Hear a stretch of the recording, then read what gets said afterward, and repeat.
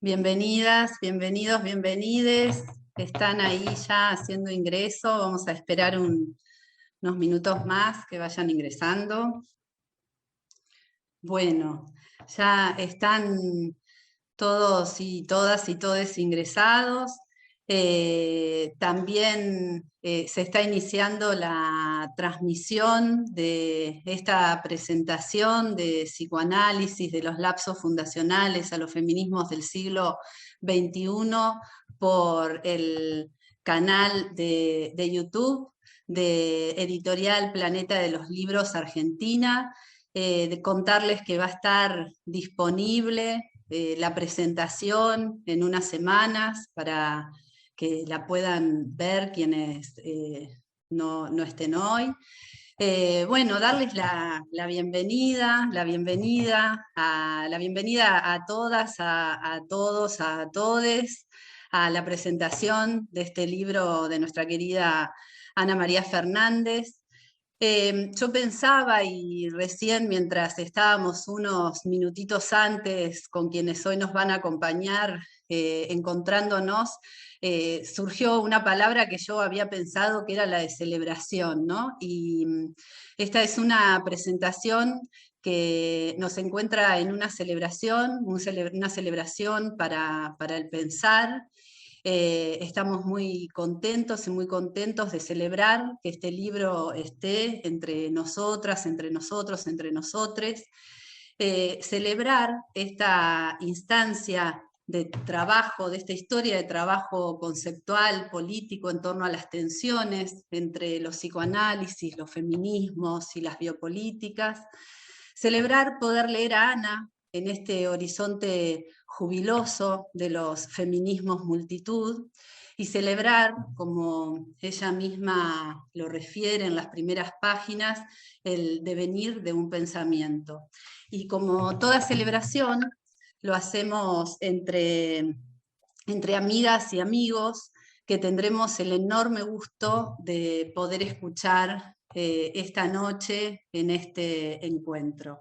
Voy a presentarlos en primer lugar a cada uno de los expositores, todas, todes juntos, y luego les voy a ir dando la palabra.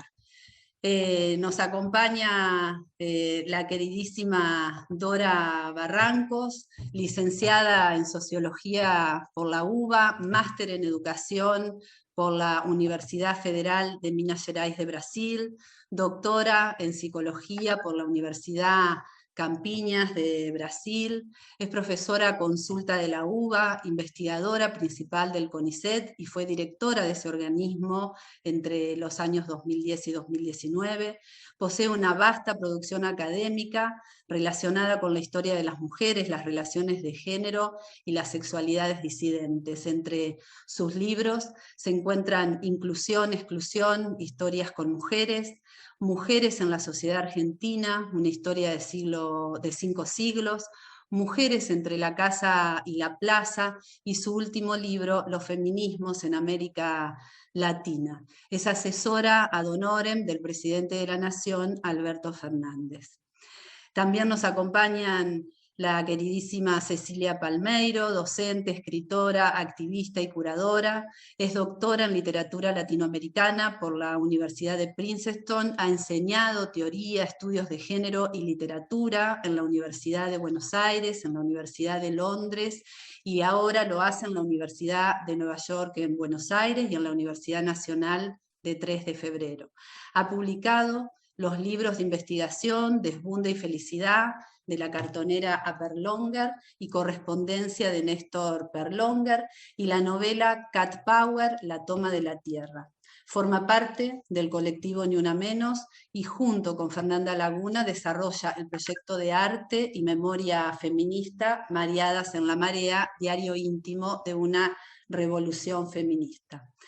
Nuestra compañera de la universidad y de nuestra cátedra hermana ahí con teoría y técnica de grupos, Débora Tájer, licenciada y doctora en psicología por la UBA, profesora adjunta a cargo de la cátedra Introducción a los Estudios de Género y profesora adjunta regular de la cátedra Salud Pública, Salud Mental 2 de la Facultad de Psicología de la UBA, cofundadora del Foro de Psicoanálisis y Género de la Asociación de Psicólogos de Buenos Aires y miembro de su comité asesor. Oradora de TED por Río de la Plata en el año 2019, forma parte del Consejo Asesor del Ministerio de las Mujeres, Géneros y Diversidad de la Nación y es autora de Heridos Corazones y de Psicoanálisis para Todos por una clínica postpatriarcal, posheteronormativa y postcolonial. Juan Carlos Volnovich, otro amigo, integra el Comité Científico del Foro de Psicoanálisis y Género de la Asociación de Psicólogos de Buenos Aires. Ha sido seleccionado por la Unión de Mujeres de la Argentina para recibir la estatuilla Margarita de Ponce por sus aportes a la teoría de género. Y vamos a comenzar esta presentación con nuestra querida Cristina Vanegas, actriz, directora, maestra de teatro y cantora de tangos, con una extensa y distinguida trayectoria en cine, teatro y televisión, fundadora del Excéntrico de la 18, Club de Cultura, donde dicta talleres y seminarios, y quien ha recibido numerosos premios a su destacado trabajo artístico. Cristina, te damos la palabra. Gracias.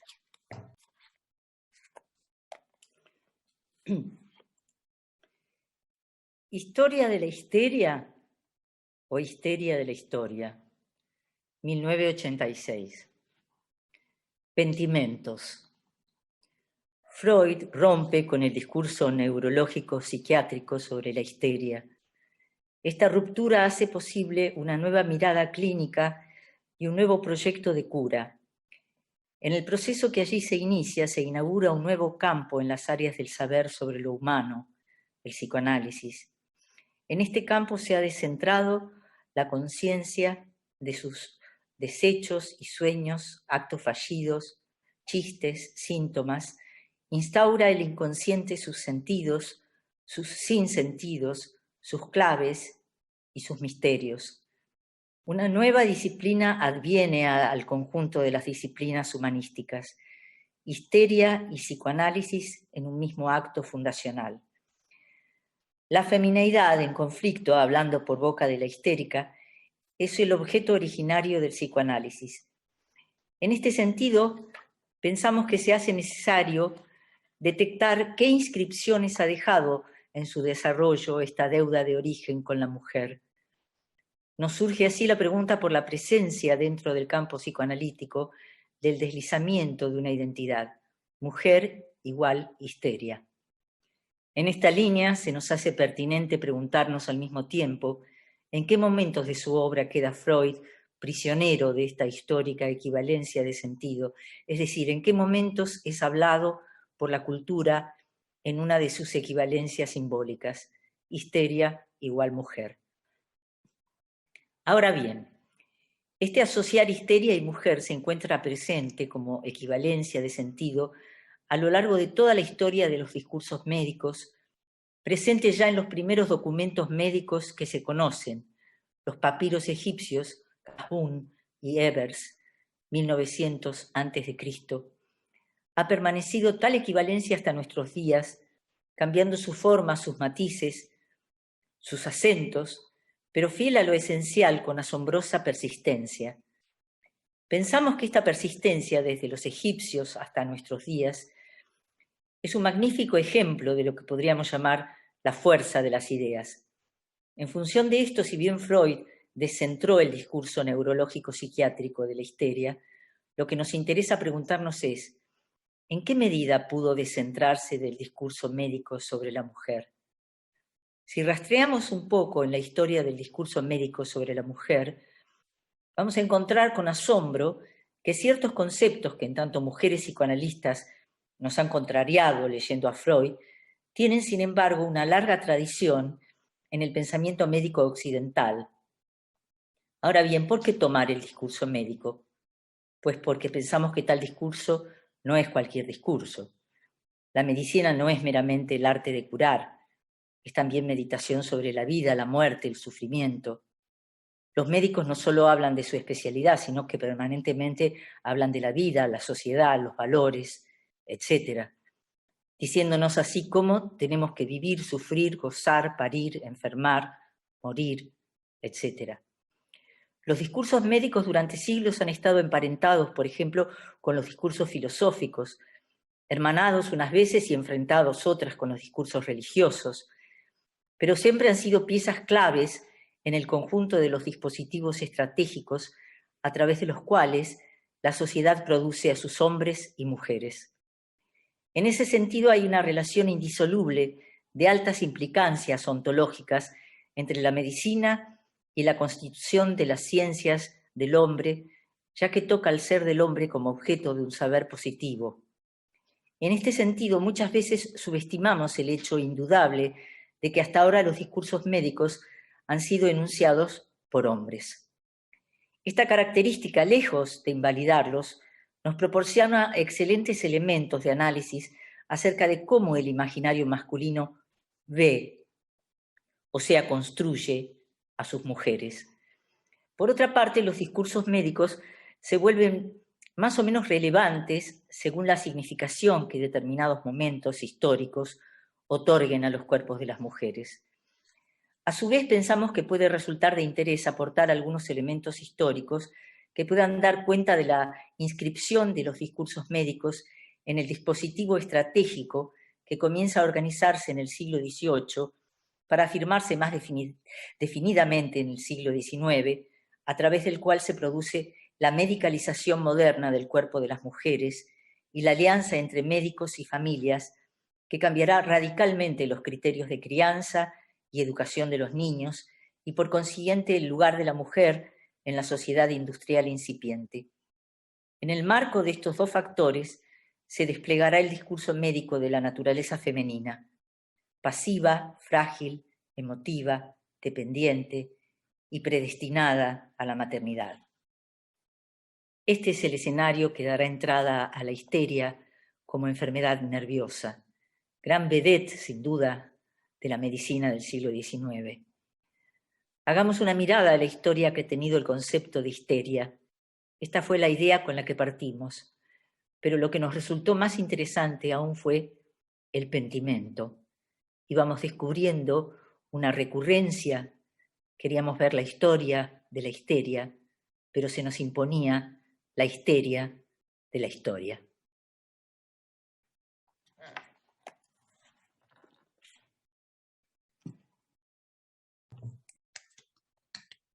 Gracias, Cristina, muchas gracias.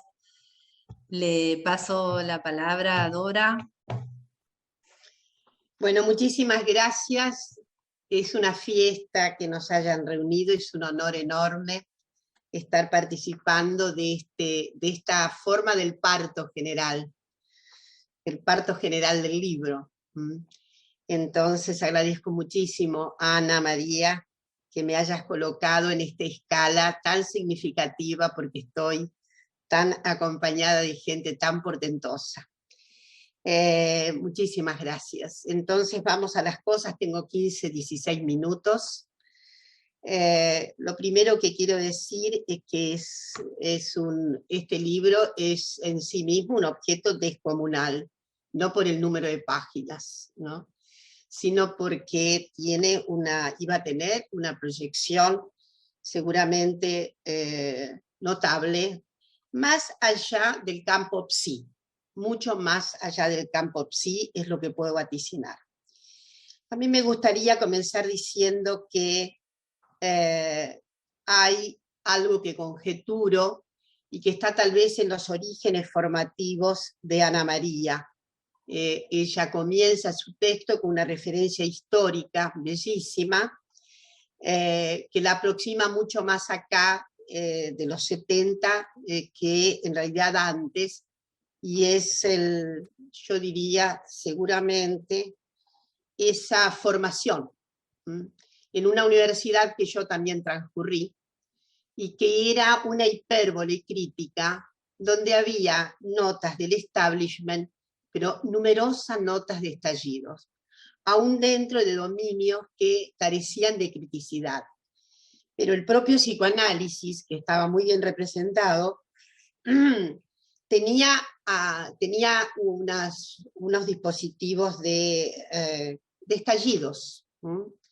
Entonces, yo creo que hay ahí algo que dice muchísimo de los estándares formativos de Ana María. O sea, una comunicación erudita, muy erudita, y muy interdisciplinaria, porque era la Facultad de Filosofía y Letras, donde había casi obligación de derrumbar los compartimentos estancos entre las humanidades, de modo que había una posibilidad dialógica entre la antropología, el psicoanálisis, la historia y la psicología, etcétera, y que tiene tantísimo, creo que ver, me parece, con esa densísima formación de origen de Ana María. La segunda cosa es que me conmueve muchísimo que efectivamente hayas iniciado el texto con un recuerdo acerca de los desafíos que representó allá todavía con dictadura, aquellos encuentros que se desplegaron intentando un nuevo escudriñamiento de la mujer, y que bueno, luego dieron lugar al SEM, y me regocijo muchísimo de ese reconocimiento de toda sororidad que Ana María César, Gloria Bonder, Irene Meller, a Mabel Burín, etcétera, y que luego terminó en ese primer diseño de la cátedra que duró tanto tiempo y que con una cierta nostalgia decís, esperaba que esto tuviera una diseminación extraordinaria, pero se mantuvo casi como un acto gestual, no de márgenes, pero de poca emulación. Y efectivamente hay ahí también algo que dice respecto de y no quiero meterme en esto, de las actuales encrucijadas por los que está pasando, la propia formación, sí, y no digo solo psicoanalítica, en nuestra propia universidad. La segunda cuestión que me gustaría, sobre la que quiero referirme, es el precioso dominio de conciliar en este texto, lo venía diciendo en la antesala, en la previa, este dominio entre lo diacrónico y lo sincrónico que has conseguido, con un arte efectivamente que debe ser subrayado, porque se necesita arte para hacer esa articulación. Una articulación entonces donde volvés sobre textos seminales, iniciales pero seminales, sin obviamente incurrir en el error, que hubiera sido imperdonable, de un palincesto, es decir, andar borrando las huellas de esa primera impregnación, todo lo contrario. Porque el texto obra como un propio testimonio de un estadio determinado que va convocándote a un cauce que luego efectivamente tendrá derivas y derivas y derivas. En cuanto justamente a lo sincrónico, la intercalación que haces, justamente las intervenciones que haces, para que efectivamente el texto no padezca de una mutilación ni de una desarticulación que las historiadoras, perdón, soy doctora en historia, Dios me libre y guarde usurpar el doctorado en psicología. Entonces aclaro esto porque ahí Candela dijo que era doctora en psicología. Entonces, esa intercalación que también requiere mucho arte, mucho oficio, y además mucha inteligibilidad acerca de el propio cabildeo que se produce con nuestra subjetividad. Cómo intercalar, inclusive cómo intercalar la historia personal, pero yo me refiero en todo caso a esas intervenciones de intercalación tan osadas que haces en los textos viejos, para hacerle la necesaria modificación opcional de tu deriva actual, para que quede en una suerte de espejo contrapuesto. Y eso me parece que te ha salido maravillosamente bien. La tercera cosa que quiero festejar es festejarte. la temprana adopción de Luce Irigaray, la tempranísima adopción. Eso, la verdad, es tan revelador, Ana María, porque no es tan fácil encontrar dentro, es cierto que más en las, yo diría, en los conjuntos, sí, específicamente, seguramente sí. En los conjuntos feministas no es tan fácil encontrar el antecedente de una lectura sintomal de Irigaray. Y yo me torné muy fanática, ahí cuando comencé con el feminismo, de Irigaray, porque me pareció de una bizarría impresionante. Sobre todo ese estallido convulsivo que es Speculum, la ironía de Irigaray, justamente para vérselas con algo que vos no cesas de repetir como un latiguillo, que es una imprecación, un tono irónico y un llamado tremendo epistemológico, la roca viva, la envidia de pene.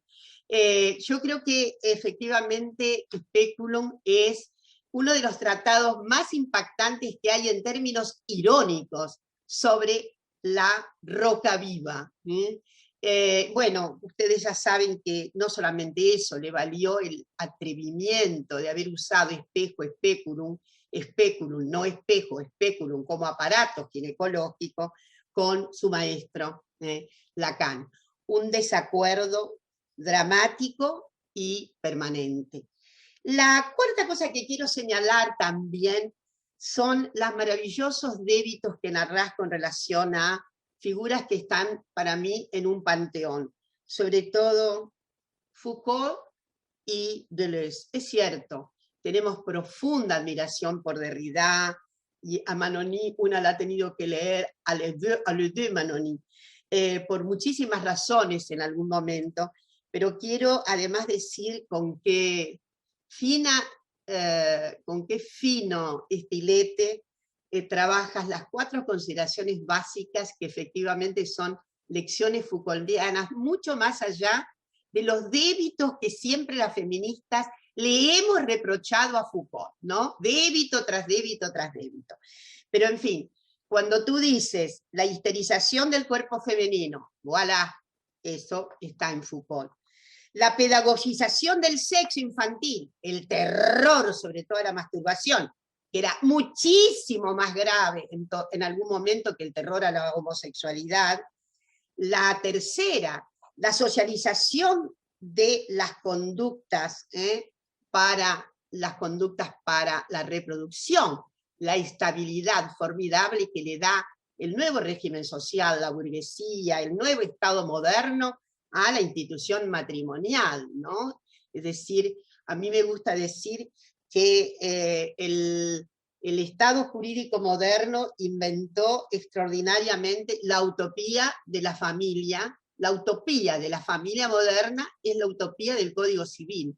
Si la encuentran por ahí, nos la traen, porque esa familia tenía, como el señor tenía doble moral, triple y más, efectivamente constituyó polihogares a lo largo de diversas circunstancias, de modo que esa unidad no promiscua, que le da sentido inclusive a la vida republicana unitaria en su juridicidad de orden privado que debe ser llevado a cabo, efectivamente es esto que ha procesado también Foucault. Y por último, obviamente, la psiquiatrización del placer perverso. Esto, evidentemente, este resumen de Foucault está absolutamente tan bien logrado. La otra cuestión que quiero señalar es si todo el empeño puesto y con toda la dificultad epistemológica, porque no es, lo vas tomando en diferentes momentos de esta proximidad textual, pero es esta, y lo dices inclusive, no repitiendo las mismas palabras, ni siquiera de Irigaray, ni de Simone de Beauvoir, ni de Monique Wittig. Esta cuestión de lo negativo de lo idéntico para identificarnos como mujeres, y lo que me parece un hallazgo es las diferencias desigualadas. porque ahí hay una clave extraordinaria de buceo epistemológico. Se trata de las diferencias, el asunto es la desigualdad diferencial jerarquizada que se impone en la matriz del único, que es el varón, en cuyo caso, efectivamente, todo es relacional en orden a una negatividad. Lo relacional femenino es en orden al no A, como tú dices, ¿no? AB, dado AB, B es el no A. Otra cuestión que, no se preocupen, creo que me faltan, ¿cuánto me falta, Candela? Quisiera... ¿5? Ahora, sí, aproximado, sí. Bueno, 5, qué 7. alivio, qué 5, alivio. 7. Voy a ir muy rápido. Bueno, cuando a mí hay textos que me parecen de una densidad notable, ¿no? Son los textos de los 90, son textos que alcanzan una densidad formidable y que digo que son toda una ruptura dentro de las canónicas convenciones que tenemos para tratar la condición femenina dentro de la tradición feminista. Yo creo que esto que redundas en el sentido tremendo de cómo se ha dogmatizado la creencia, ciertas creencias de base, nocionales psicoanalísticas, y que han perdurado en la roca viva, y que efectivamente, como tú dices, operan como un sistema de creencia. Hay formulaciones disciplinarias que operan con la sistematicidad mimética de repetir lo que se cree. Lo que se cree que no se pone en duda, porque evidentemente no, está casi del orden de lo no pensado. En una autoría como más contemporánea, diríamos, es la ceguera cognitiva, en todo caso, ¿no? Que reniega, y que en todo caso tú dices, este sistema de creencia que opera desmintiendo la realidad. Tenemos tanto contexto en torno de esto hoy día que la verdad es casi que me exime cualquier imprudente ejemplificación. Y las recomendaciones notables para una nueva construcción de sí, una significativa propuesta de, no de ponerle género a la psi, ¿no? Esto no es la cuestión, no es una agregación. Se trata de una vertebración íncita. ¿Por dónde le vamos a hacer para poner íncitamente la dimensión de la diferencia? Y tus extraordinarias recomendaciones, la elucidación crítica que tomas de Castoriadis en esto de pensar lo que se habla y sobre todo saber lo que se piensa. La deconstrucción de la lógica de la diferencia, que es toda la metodología derridiana, y el trabajo en todo orden Foucaultiano de genealogizar. Si se genealogizara, también ocurre en derecho. Gran parte de la obstrucción que tienen las profesiones jurídicas es su incapacidad de genealogizar los conceptos jurídicos, porque aparecen con una estabilidad transhistórica, como si nada hubiera ocurrido, cuando hay, más allá de la estabilidad que tiene el orden jurídico, hay cambios nocionales tremendos en las propias concepciones jurídicas. Finalmente, agradecerte tantísimo, tantísimo, Deleuze, que amamos tanto, el Deleuze de las derivas, el Deleuze spinociano. A mí me emociona mucho porque has puesto Spinoza en la nervadura, en una de las nervaduras centrales, y para mí ya se sabe, lo he dicho muchas veces, inclusive a las queridas colegas sí, a mí me importa menos el empoderamiento que la potenciación. La potenciación es lo que necesitamos. De modo que esta apertura de lo diverso, de lo múltiple, este estado de deriva en que nos coloca Deleuze, es efectivamente toda una cuestión epistemológica y política, porque quiere decir que la gente tiene que saber que siempre estará pisando un suelo viscoso, un suelo en donde es necesaria una posición política y epistémica crítica. En fin, por último, esto que le dedicas, tengo un minuto más, y me gustaría terminar con el propio texto tuyo. ¿Por qué? ¿Por qué ha demorado tanto? ¿Por qué demora tanto? ¿Por qué se detiene tanto? Una reformulación integral, sí, a propósito de esto que es tan evidente. Tan evidente como la sexuación, las identificaciones múltiples, algo que es tan evidente.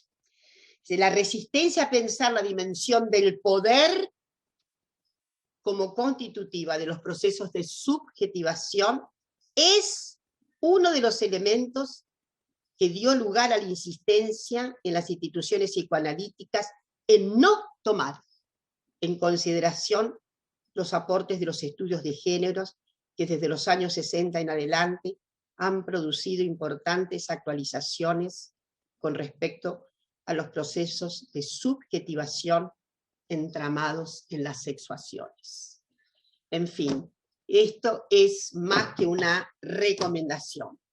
Es toda una liturgia de transformación profunda acerca de ese sistema de convenciones que debe saberse muy bien, tiene una marca histórica. Y esa marca histórica efectivamente nos da toda la esperanza de que el transcurrir de la propia historia puede mudar las cosas. Desde luego, si nuestras subjetividades se aproximan a esa necesidad de transformación.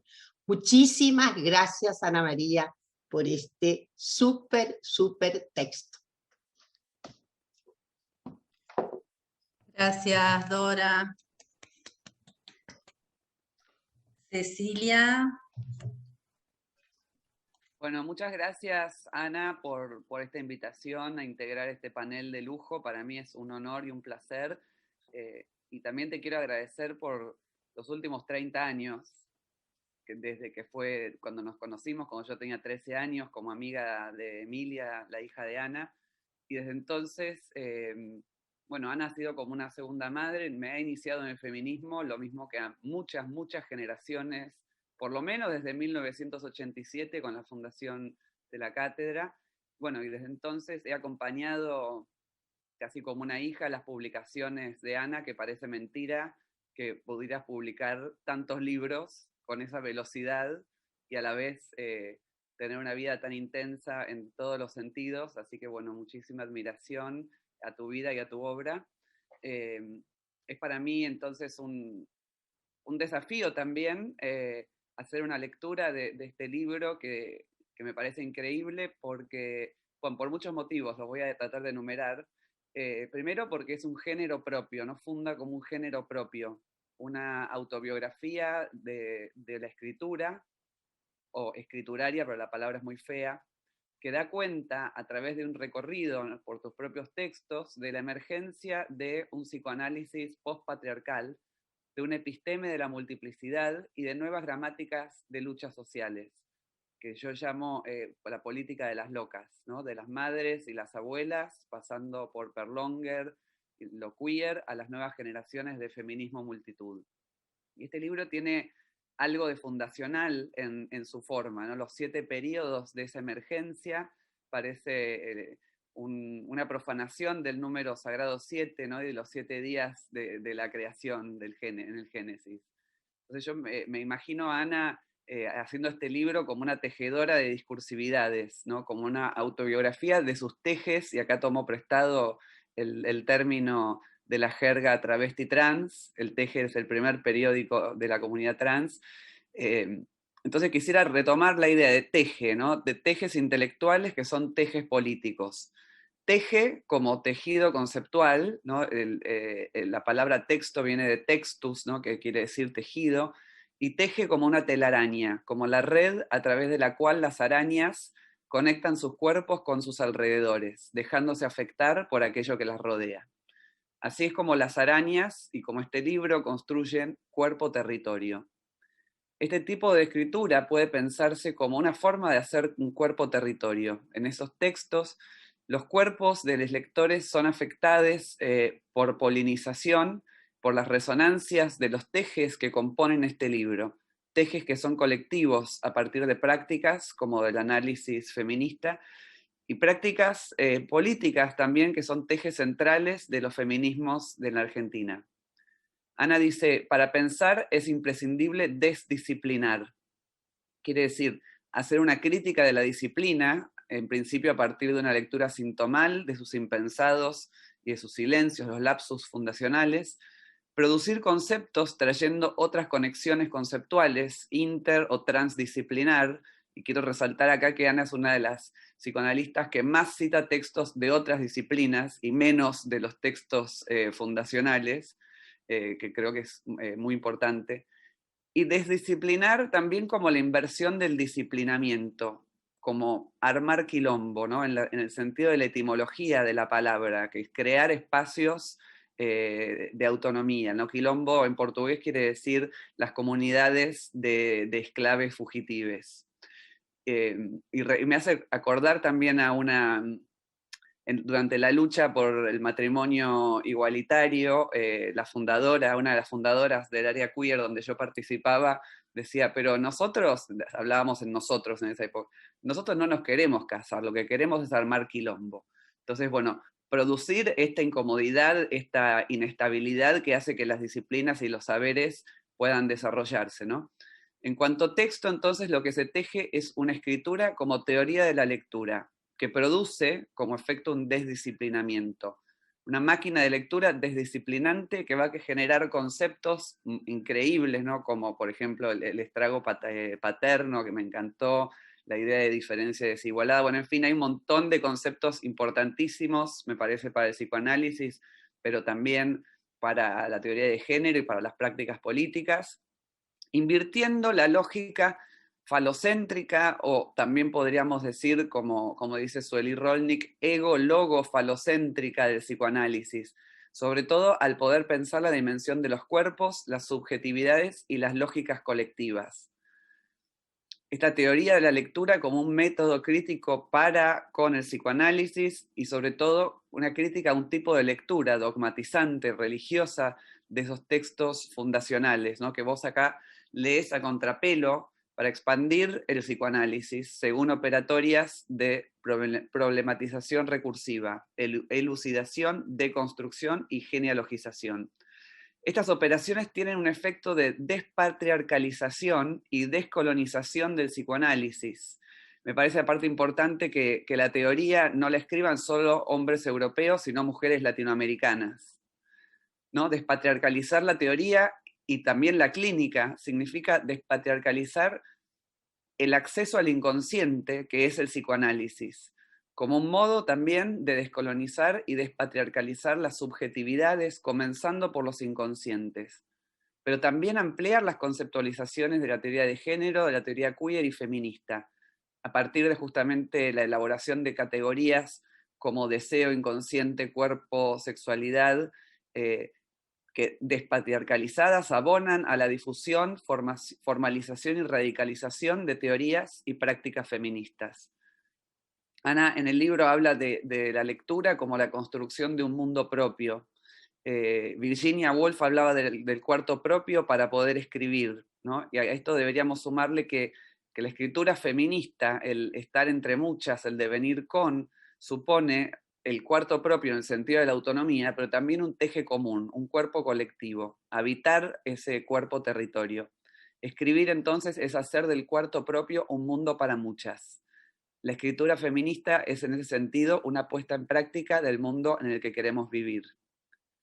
Hay ciertos textos que expresan lo colectivo. Adorno diría que la literatura más lograda es aquella en que el autore se funde con su época y la expresa de manera total, cuando el artista se vuelve lugarteniente de la sociedad, sacando la metáfora militar que no nos gusta tanto.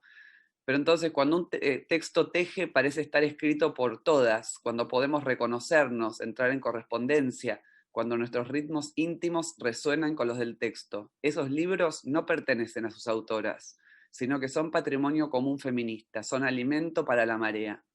Y que esos libros existan son un logro de todas. Todas las que estamos y las que ya no están, para las que vendrán. En yoga, como una práctica que no tiene instituciones centrales, sino que se pasa de maestres a discípulos, siempre se recomienda como destino ético hacer honor a nuestros maestres, estar a la altura de las enseñanzas que recibimos y estar a la altura de la vida. Esa es una misión para cada generación, hacer justicia al pasado estando a la altura del presente. En La Marea sentimos así la fuerza del pasado, de los sueños y las luchas que heredamos y que hacemos nuestras. Los sueños y luchas de aquellas a quienes nos afiliamos, a quienes hacemos nuestras ancestras, en el sentido de que Borges decía que Kafka construía sus precursores. El tejido social, intelectual, afectivo de la marea feminista funciona así por correspondencias y resonancias, donde confluyen múltiples pasados, todas las olas feministas y los feminismos sin olas. A mí me conmueve particularmente la reconceptualización de deseo, no en cuanto carencia, sino en cuanto potencia. Fuerza o poderío, decís, para poner en activo la posibilidad transformadora de la dimensión colectiva. Esa lectura maravillosa que haces de la frase "nos mueve el deseo", que creamos con compañeras de manera muy intuitiva, pero que nos ayuda mucho como vos la desarrollás, ¿no? Como pensando la dimensión deseante de los procesos colectivos. Cito, potencias deseantes que pueden investir prácticas colectivas que motoricen acciones que intenten correr los bordes de lo posible. Esa potencia del deseo inviste la imaginación colectiva y anónima en su capacidad indefinidamente determinable, nunca indeterminada, de inventar prácticas y nuevas significaciones. Hace posible en determinadas situaciones una dimensión colectiva del deseo en la que la libido abstracta es capaz de investir anhelos, esperanzas y acciones colectivas. No es la suma de deseos individuales, es otra lógica, son lógicas colectivas. Fin de cita. Entonces, es fundamental tu aporte para pensar la importancia de las invenciones imaginantes como producciones colectivas y anónimas, ¿no? Para pensar las relaciones entre política y deseos colectivos. Y así es como se configuran las políticas del deseo propiamente dichas. Me emociona mucho también la serie del júbilo, pensada en relación con las condiciones básicas de las alegrías, de los cuerpos en acción, la invención de significaciones y ampliaciones de libertades, vistas desde la perspectiva de nuestro feminismo multitud, ¿no? Y todas acá sabemos esa experiencia transformadora que hemos pasado y que seguimos viviendo, ¿no? En los paros internacionales, en las vigilias por el aborto legal, seguro y gratuito, que gracias a todas hoy es ley y tenemos que festejar eso. Y me parece también importantísima la conexión que vos haces de los movimientos sociales de los 90 y los 2000 en el sentido de invenciones de mundos en redes que no siguen, redes de acciones que no siguen los pensamientos utópicos europeos. Lo cual me parece que no significa que no haya utopías, sino que no son las utopías reconocibles desde el pensamiento europeo, no son utopías colonizadas, ¿no? Y acá me parece que se produce una descolonización del pensamiento utópico. Y la conexión con la marea global feminista, ¿no? Con una ratio política específica, las lógicas de la multitud, colectivas. Y también la relación que vos, bueno, que trabajas muy bien en el libro sobre política y subjetividad en las asambleas, entre horizontalidad y autogestión y la radicalidad de las formas de invenciones, ¿no? Configurando pasiones alegres. Y pienso que mayor alegría que poner en práctica el mundo en el que queremos vivir, como decimos siempre desde Ni Una Menos, ¿no? O la fiesta de la conquista de nuestros derechos, forzando siempre los límites de lo posible. Micropolíticamente, me emociona ver también que nuestra revolución en las plazas, en las calles y en las camas entra en los consultorios y en la clínica. Este libro ilustra y produce a la vez este giro epistémico, político, subjetivo, existencial y el cambio de paradigma, ¿no? De la diferencia a la diversidad a partir de las lógicas de la multiplicidad, de la representación a la invención colectiva, de una episteme de la diferencia a una de las multiplicidades. Esta operación que vos hacés, Ana, hace una transformación de la teoría según las prácticas creadoras de mundo y la producción a partir de esas revisiones teóricas de herramientas conceptuales para expandir, multiplicar y radicalizar estas transformaciones políticas. Estoy segura que las lectoras ideales de este libro, las del futuro, las por venir, van a tener el enorme placer de reconocerse en él y de sentirse parte del teje actual que teje este libro, de resonar y afectarse con él. Y encontrarán en esta autobiografía tuya una fuente de inspiración y un modelo de conducta, como lo fue y lo sigue siendo para mí. Un modelo de autonomía, de intelectual, de estilo, de disfrute y de buen vivir. Gracias.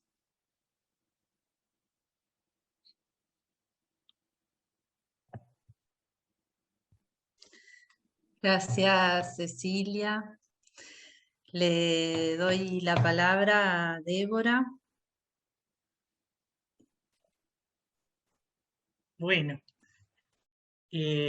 ¿cómo hablar ahora? Bueno, que tu maestra te pida que le presentes su libro es uno de los regalos más hermosos que te puede ofrecer la vida. Y aquí estoy disfrutando de ese regalo junto a ustedes. Este es un libro en el cual Ana hace un recorrido revisitado de su obra sobre psicoanálisis y género, desde sus propios aportes fundacionales a su producción 2021. Ana es una excelente contadora de historias, y los relatos que nos hace nos permite ver a través de sus ojos las vivencias de época y de generación, los debates, las libertades, lo visible y lo invisible. Muchos de esos relatos los he escuchado alguna vez en conversaciones con ella. Muchos otros tuve el gusto de leerlos por primera vez en el libro. Y algunos otros tuve el gran honor de compartirlos con ella en estos más de 30 años de trabajo en común.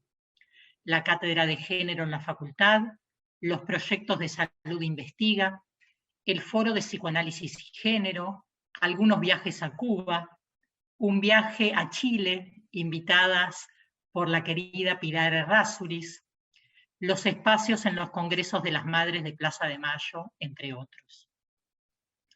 En varias partes de sus relatos nos cuenta algo que puede parecer un detalle, que como ella misma nos señala, suele ser de alta significancia. Y es que ella ha hecho un desarrollo paralelo entre sus contribuciones en el campo de lo grupal y en el campo de la subjetividad generizada, en tiempos en los cuales lo grupal tuvo más valor profesional que los desarrollos feministas. Y ella, durante todo ese tiempo, derramó el brillo de su capital simbólico acumulado en el campo de lo grupal para legitimar un campo que recién está adquiriendo mayor valor profesional y reconocimiento en los últimos tiempos. En síntesis, logró que mucha gente escuchara temas de género porque los proponía Ana Fernández. Voy a elegir algunos pasajes, fragmentos, etapas del libro para compartir con ustedes. Leer, ahí hablo algo que me pasó a mí, al leer los relatos sobre su exilio durante la dictadura, la mudanza de la ciudad de La Plata hacia Buenos Aires, pero fundamentalmente el pasar delante de alguien y saludar de lejos por la peligrosidad que esto adquiría. Pero también el júbilo con la vuelta a la democracia, la renovación de las libertades, poder hablar en voz alta, la vuelta a la universidad después de 10 años. Decía que leer esos relatos en la distopía pandémica actual, en la cual nos vemos de repente en la calle, nos saludamos de lejos, porque la cercanía de los cuerpos lamentablemente se ha teñido nuevamente del olor del azufre, del peligro posible para la vida. Pero fundamentalmente, lo que Ana cuenta no es solo el azufre, cuenta la vuelta a los abrazos y a la luz. Y le da a esa lectura una actualidad y una enseñanza de vida maravillosa. Vale la pena cuidarse y cuidar. Ya volverá la luz y volverán los abrazos. Otro tema es su encuentro con Eva Giberti, la pionera y gran maestra de todas. Los seminarios que realizaron en conjunto en 1984 en el CETRA y que luego se plasmó en el libro La mujer y la violencia invisible, que para muchas de nosotras fue una Biblia durante mucho tiempo. Y agradecerle a Eva, que esto es lo que Ana hace en el libro, el haberle abierto puertas, que es algo que Ana ha hecho y sigue haciendo con muchas de nosotras y que yo también he tomado como tradición. La puerta como confianza a quien ha ganado nuestra confianza. Una de las formas de hacer una nueva política entre mujeres. Luego, en la década siguiente, en los 90, la compilación de las mujeres en la imaginación colectiva. Ana cuenta que en este libro, ¿no? Como en ese libro, decidió incorporar nuevas plumas de jóvenes que hacían su debut como autoras y lo plantea nuevamente en términos de una intencionalidad política de instaurar nuevas reglas del juego entre mujeres. Una de esas nuevas plumas fui yo. Ana me invitó a publicar mi primera contribución en un libro y lo hice por la Puerta Grande de Paidós, en la calle Defensa. Pude conocer a Marita Gotell y a Celia Tabó, las catalanas republicanas que Ana menciona en su libro. Además de publicar, me encargué de comprar los vinos de la presentación y fui parte de la gestión del alquiler de la capilla en el Centro Cultural de La Recoleta. Con lo cual, no solo publiqué mi primer trabajo en una excelente compilación, con coautoras de lujo y varias muy consagradas, sino que entré en contacto con la editorial y aprendí a armar presentaciones de libros. Esto último se ha vuelto una expertise por la cual la misma Ana hoy me consulta muchas veces. Y lo más importante, he transmitido ese saber hacer y el dar lugar a la publicación de las nuevas plumas en las dos compilaciones que hice en investigaciones de la Cátedra de Género, para seguir la genealogía. Pero también como reflexiona Ana en este libro que presentamos acerca de cómo se arma y cómo se dirige un equipo de cátedra, que es una de las reflexiones que ella plantea. El equipo como un lugar amable, donde se junten las potencias, donde se produzca con otros. Me tocó heredar su creación, con lo hermoso y difícil de recibir una herencia y al mismo tiempo poder armar un estilo propio. ¿Cómo recibir sin ser copia? Es parte de lo que he recibido y de lo que me toca brindar a las generaciones que siguen.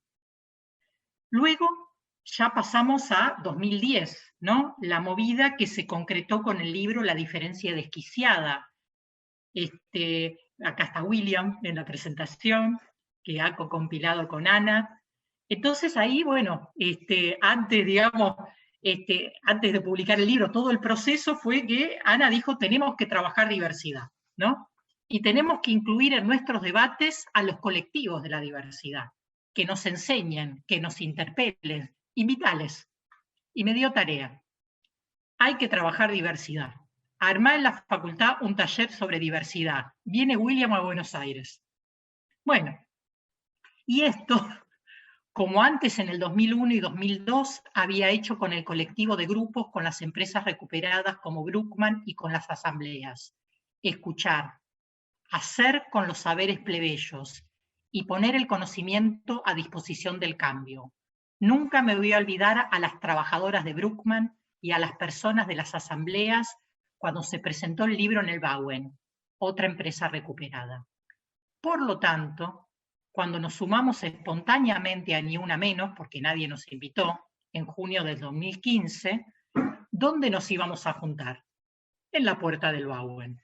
Nadie nos invitó, pero estaba esa tradición que Ana menciona en el libro y que nos transmite a quienes trabajamos con ella. Hay que estar donde hay que estar. Luego hay otro periodo, las 3 investigaciones de Salud Investiga, los equipos interdisciplinarios para relevar prácticas interdisciplinarias e intersectoriales, el trabajo con las numerosidades. En lo personal, le agradezco que mencione nuestro trabajo en común y mi característica de ponerle nombre a las prácticas colectivas que vamos haciendo. La clínica postpatriarcal, posheteronormativa y postcolonial, la Escuela Argentina de Psicoanálisis y Género, hacer hablar a los números, hacer un foro de psicoanálisis y género y juntarse con ese formato. Ese reconocimiento que agradezco la pinta de cuerpo entero en su capacidad de ser siempre actual y de estar en diálogo con las distintas generaciones. Como el reconocimiento se enriquece con la mutualidad, les cuento que un día, hace 4 años, estaba revisando el texto de Butler, Cuerpos que Importan, para un seminario, y me di cuenta que muchos de los conceptos que ahí había ya estaban en La mujer de la ilusión, escritos previamente por Ana. Y la llamé, y se lo dije, y me contestó con mucha alegría y con su estilo. Dice, a mí también me parecía, pero qué bueno que vos lo digas. Y con esto quiero dar dimensión del pensamiento de Ana, frente a tanta adoración a lo que viene de afuera, sin desmerecer a la prima Judith. Reconocer y reconocernos en el valor y potencia de la producción local, de hacer desde el sur, que la misma prima Judith reconoció cuando vino en el 2015 a la UNSAM y dijo, vengo a aprender de ustedes. Quiero recomendar muy especialmente su producción nueva, agrupadas en el 6º y 7º período. El 6º, la clínica de la crueldad y del estrago paterno, y el 7º, el análisis de la denominada cuarta ola, o como ella elige llamarla, el feminismo multitud. En el 6º nos da muchas herramientas clínicas y teóricas para trabajar con los múltiples abusos simbólicos y fácticos en la infancia y sus efectos traumáticos. Abusos en su mayoría intrafamiliares y nuevamente en su mayoría por figuras masculinas en el entorno familiar, que muchos consultantes adultos despliegan en análisis en los últimos tiempos. Posiblemente porque esta sea una época que de esto se puede hablar y porque buscan analistas con perspectiva de género porque saben que van a ser alojades. Y en el séptimo espacio dentro del libro, toma la historia de los feminismos locales y nuestra historia como cátedra que lleva 34 años siendo optativa, pero vital y elegida. Y también lo que estuvo aconteciendo en las calles desde el 2015 hasta el 2019, el Ni Una Menos, la ola verde, el paro de mujeres, el pañuelo verde como consigna. Y fundamentalmente el impacto subjetivo de ser multitud y ya no minoría fragmentada en el privado sentimentalizado. Para finalizar por hoy, porque puedo seguir, les comparto que Ana Fernández como autora tiene entre sus muchos dones el de crear un universo de sentido que te invita a mirar el mundo desde cómo lo ven sus ojos. Universo que incluye sus propias creaciones teóricas y también la incorporación de otros autores que te llegan metabolizados por Ana Fernández, como Ulloa, Deleuze, Spinoza, Amorós, Luró, Berardi, entre otros. De ahí el hallazgo de la tapa del libro en la cual se ven unos ojos que pudieran ser los de ella con lentes violeta. Una vez que Ana te explica el mundo, no hay marcha atrás. Te muerde el significante y ya no hay vuelta atrás. La tenés adentro, como diría el Diego. Y ahí entran muchos de sus conceptos. Las idénticas, la diferencia desigualada, el privado sentimentalizado, la clínica de la clínica, los dispositivos biopolíticos de vulneración, estar psicoanalista, la ferocidad del patriarcado, subalternidad de género, impunidades de género, el poder como potencia, la alegría política, el dispositivo dispone, las multiplicidades sexogenéricas, puntuar el detalle, implicación, pensar en situación, pensar la incomodidad, pensar las lógicas, la fábrica de soledades, la potencia de las multiplicidades, feminismo multitud, entre otros. Les cuento que el libro es exquisito, como Ana, un bocato di cardinale, como su biblioteca, como su casa en el Tigre, como una charla con ella, como un asadito en Cabrera, mejor que en la Cabrera. No se lo pierdan, disfrútenlo, léanlo, no es cobre, es oro puro.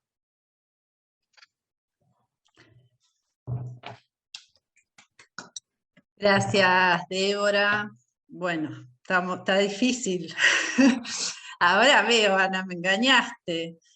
Me engañaste, está difícil. Bueno, Juan Carlos.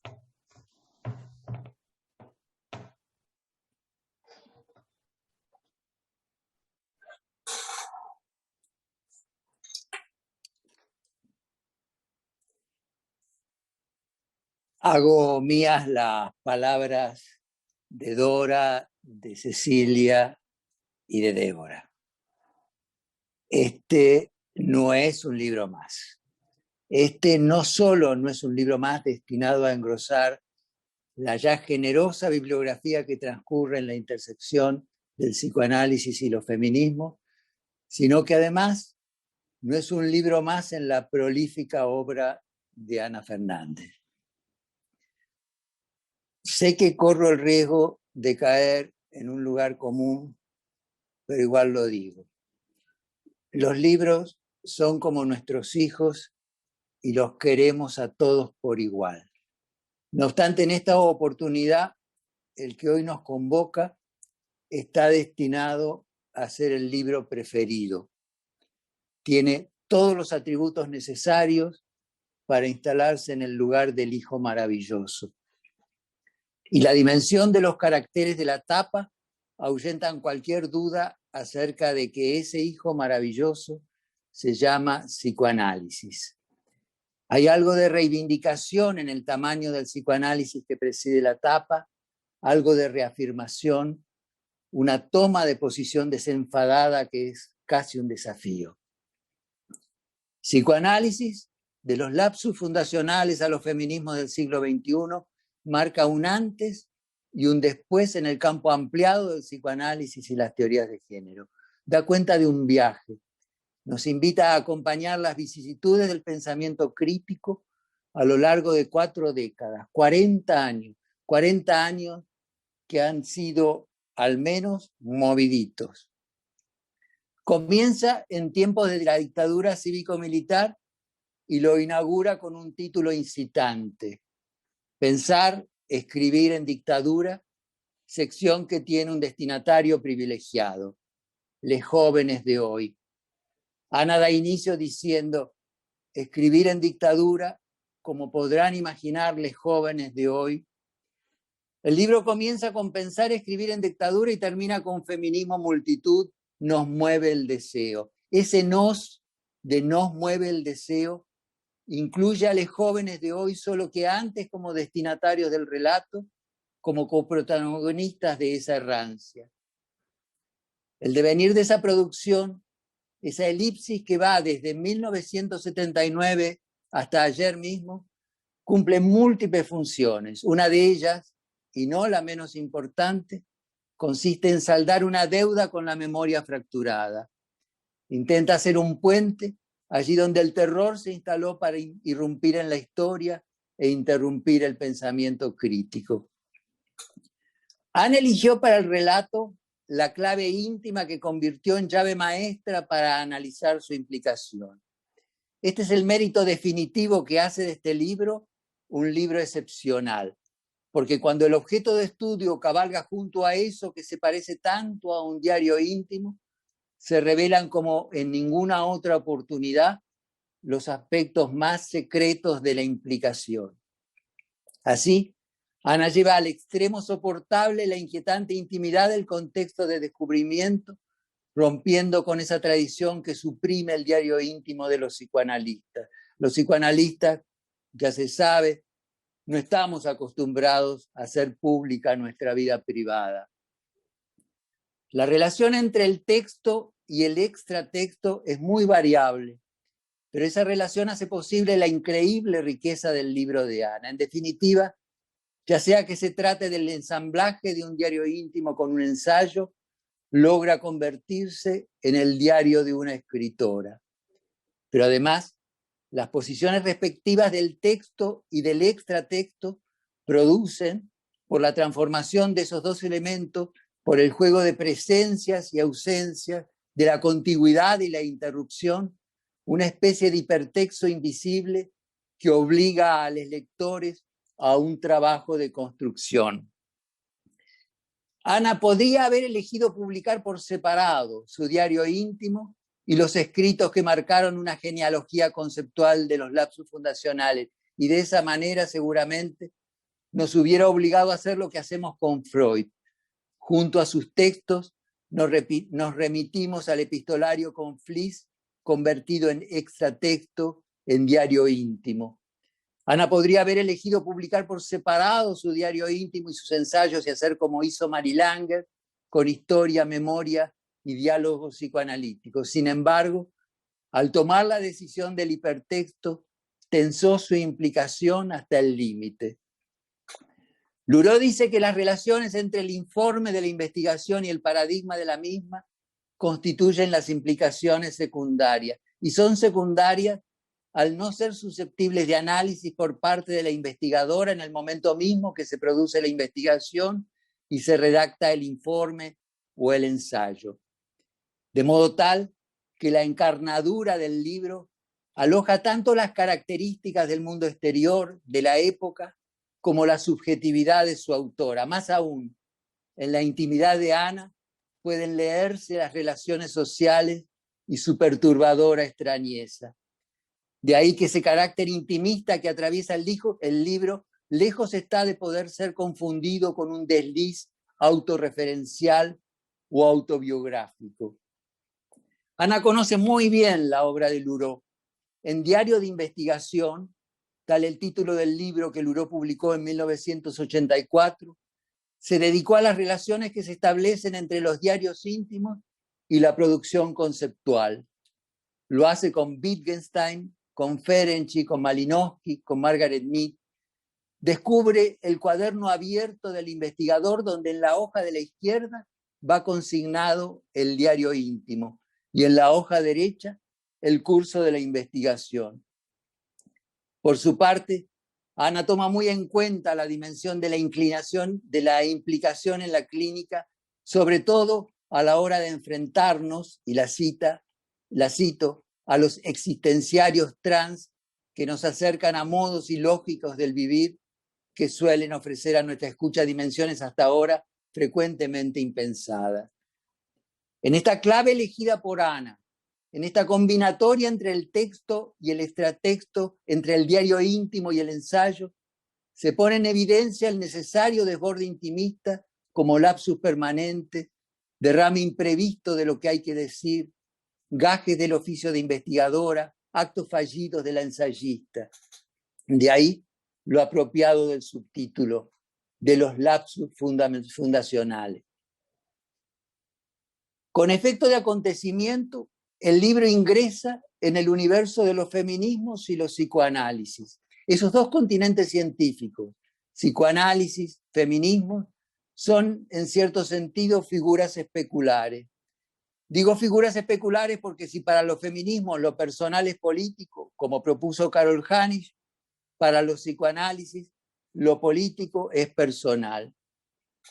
A diferencia de lo sucedido en Europa y en los Estados Unidos, donde las feministas que venían de la sociología, de la antropología, de la filosofía y de la historia, se encontraron con el psicoanálisis y pocas, muy pocas se dedicaron a la clínica, en la Argentina el encuentro recorrió un camino inverso.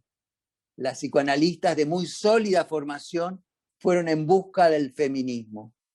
Mary Langer, Eva Giberti, Marta Rosenberg, Irene Meller, Mabel Burin se acercaron al feminismo habiendo partido del psicoanálisis.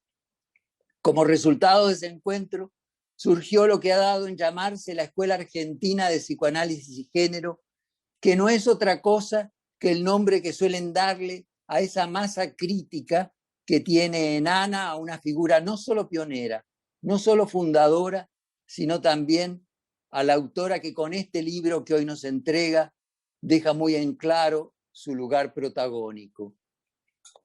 Entre nosotros, ¿cómo ignorarlo? El impacto de las teorías de género partieron en dos al psicoanálisis. De modo tal que por un lado quedaron los psicoanálisis que avanzaron por el camino de la repetición y la reiteración, y por el otro, los psicoanálisis que se abrieron a la innovación, a la revisión crítica de sus postulados, a la construcción de nuevos conceptos teóricos y de una clínica expuesta a lo inesperado. Eso que con Ulloa Ana llama la clínica de la clínica.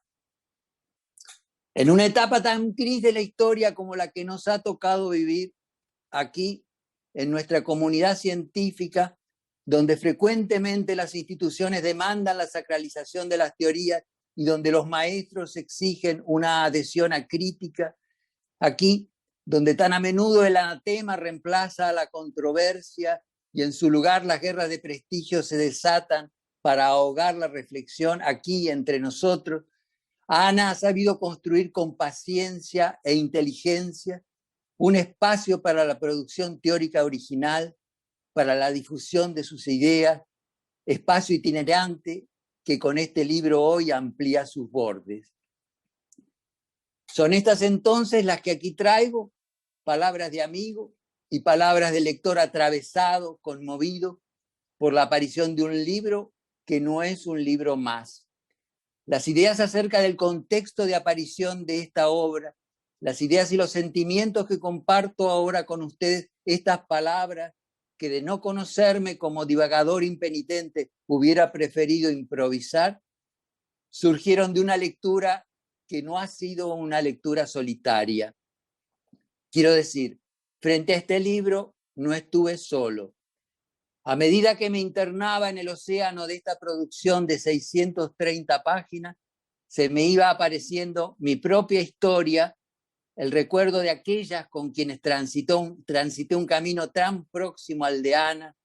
Como Ana, yo también llevé a Yamila a Eureka.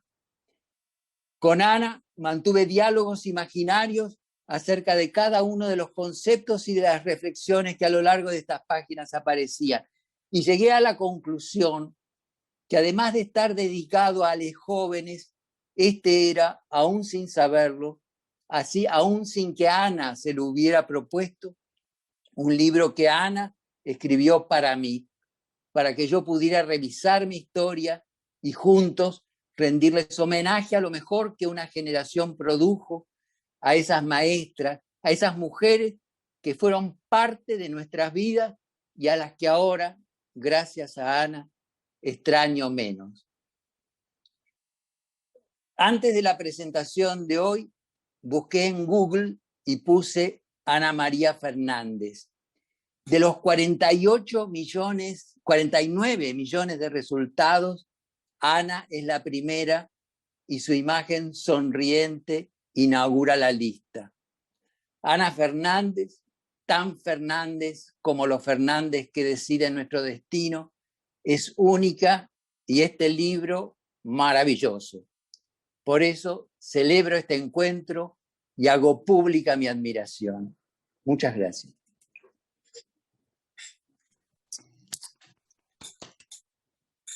Muchas gracias, Juan Carlos. Bueno, estamos todos así con algo acá en la adentro, ¿no?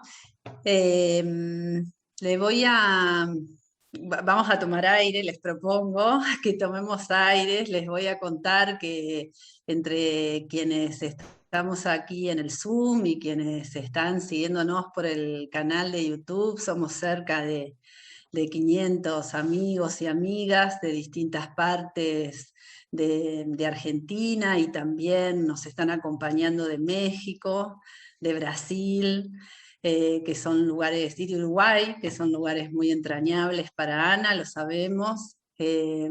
Así que bueno, comparto eso con todos ustedes. Y Cristina, te dejo tomar aire también, pero vamos a cerrar estas, cerrar estas emotivas, sentidas, profundas lecturas del libro, estos recorridos en este entramado con la historia de Ana, con una nueva lectura de nuestra querida Cristina Vanegas. Feminismo, multitud, nos mueve el deseo, 2018-2019. Ellos dicen representación, nosotros decimos experimentación. Dicen identidad, decimos multitud. Paul Preciado. El espacio público intervenido. El primer Ni Una Menos, las marchas del 8M y las vigilias frente al Congreso, puede decirse que son momentos en los que el espacio público es ocupado por la multitud.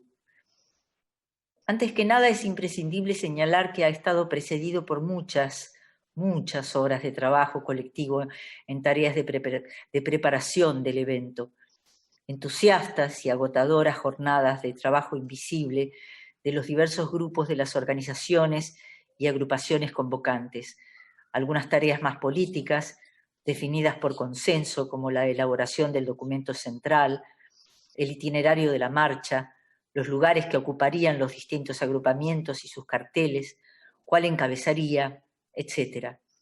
Otras como las tareas de cuidado para difundir masivamente por todos los medios al alcance, los recurseros con los teléfonos de las abogadas feministas y de derechos humanos, instructivo frente a la eventual represión policial, localización de los puestos sanitarios, etcétera, etcétera.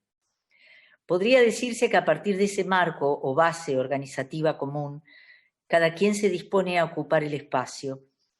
Grupos de amigas o compañeras que llevan elementos muy diversos para producirse. Ellas también han tenido instancias preparatorias previas. Dos cuestiones quedan claras desde el principio. Más allá de lo que cada quien elija, los cuerpos serán protagonistas. El espacio no solo habrá de ser ocupado por la multitud, será intervenido. Se viste de verde, será verde. Será verde aunque no olvida el histórico violeta y empieza a aparecer ese naranja que exige la separación de la Iglesia del Estado. La movida suele empezar antes de llegar al punto de encuentro. En los medios de transporte, camino a la marcha, los pañuelos verdes establecen complicidades, operan como contraseña. Las líneas de subterráneos suelen ser intervenidos con performances de música, baile y consignas. Espacio-tiempo público, ahora intervenido, donde la desujeción de los cuerpos, de las cuerpas, se manifiesta más allá de las palabras. Los cuerpos, las cuerpas, enuncian en acto, producen dislocaciones estéticas. Interpelan instituidos que disciplinan, jerarquizan, desigualan, disrumpen desde performatividades plurales que los han instalado en el campo político. Inauguran otros estares en lo público, una vez más hacer lo público. Junto a carteles de grandes dimensiones que abren la marcha o nos permiten localizar la campaña por el aborto legal, seguro y gratuito, el espacio se inunda de carteles pequeños. Cada una ocupa, interviene desde su lugar con carteles y consignas ya instaladas. Otras, de gran creatividad, ellas mismas han confeccionado el cartel con su decir, hacer, micropolíticas.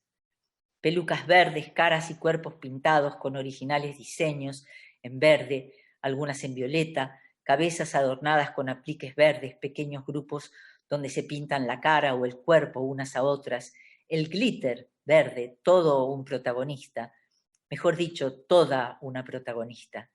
Consignas escritas en los torsos desnudos, pezones adornados con corazones verdes pintados, son desnudos políticos, diseños y escrituras en cuerpos insumisos, desujetados, que en sus insistencias van cartografiando los basta ya y los ahora sí, que desvictimizan víctimas haciendo memoria colectiva, micro, corpo, políticas.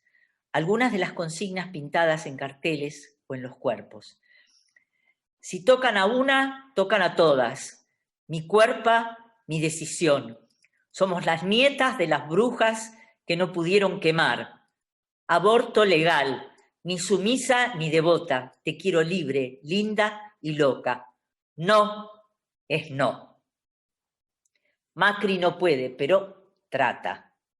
Puta y feminista. Respeta mi insistencia o espera mi resistencia. Ni tuya ni yuta. Un cartel me interviene, lo lleva con los brazos en alto una chica que marcha en andas de otras, de pelo largo y anteojos. Su torso desnudo dice: nos mueve el deseo.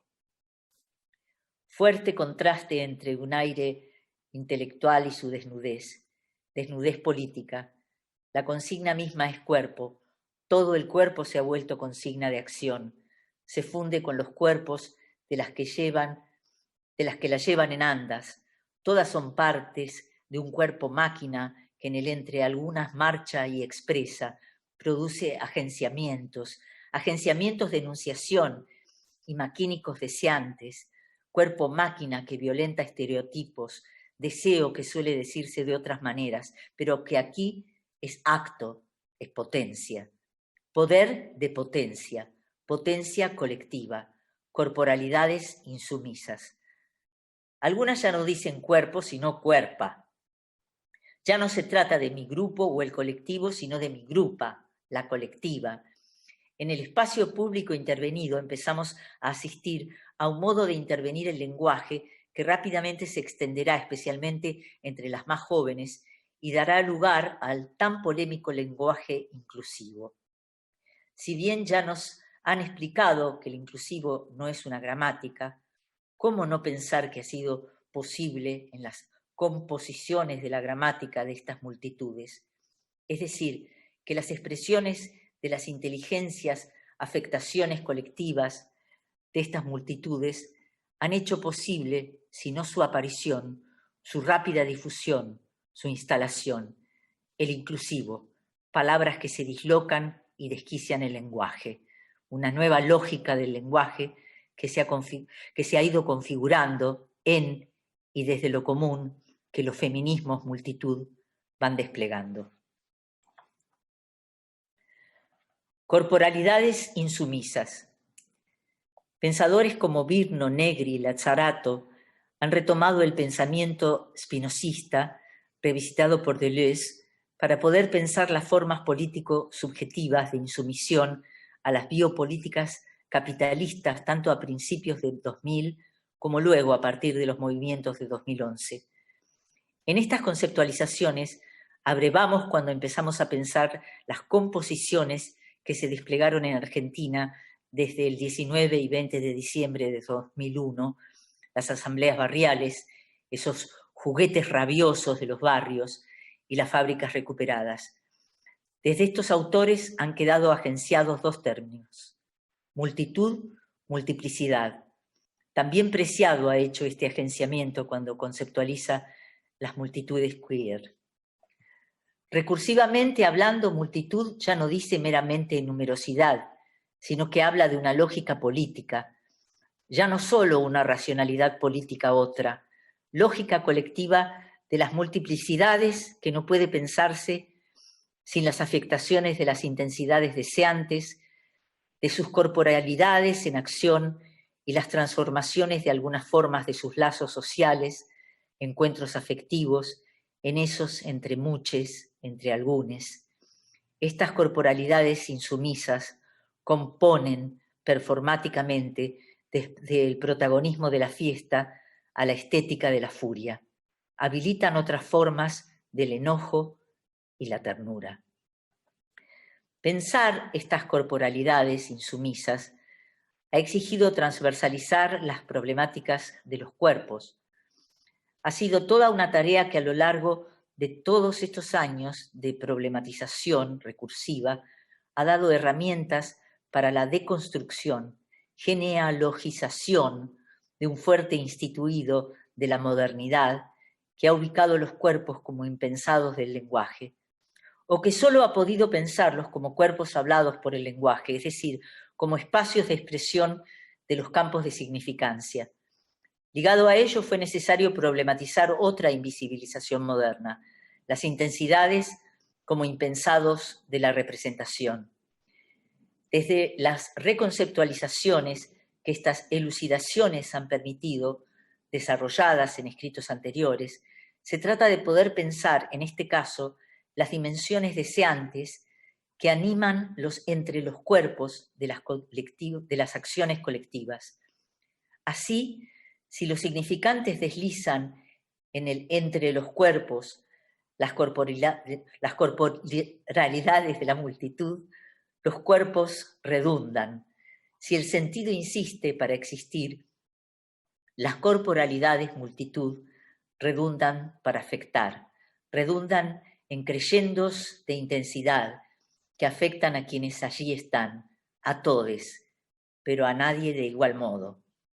Estas intensidades, en tanto energía sin forma, instalan situaciones de densidades específicas, difíciles de eludir, potencian al colectivo, creando climas de júbilo, enojo, etc.